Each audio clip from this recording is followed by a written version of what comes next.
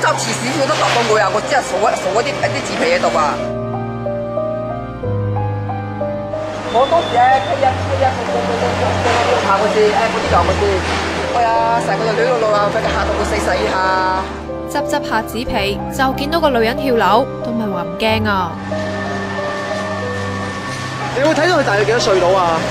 佢面向落，冇得間台，認緊佢都年紀都唔係好大㗎啦。大概就係邊個位置啊？就係呢個紙皮呢度啊？喺個位，正喺個位置嗰個位。就係呢個位啊？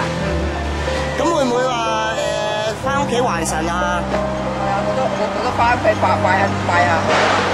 消息話，49歲姓吳嘅死者同老公開鋪頭做生意，近排懷疑因為生意問題而唔開心。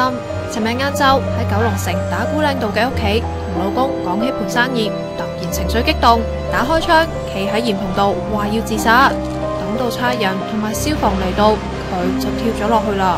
送院後證實不治。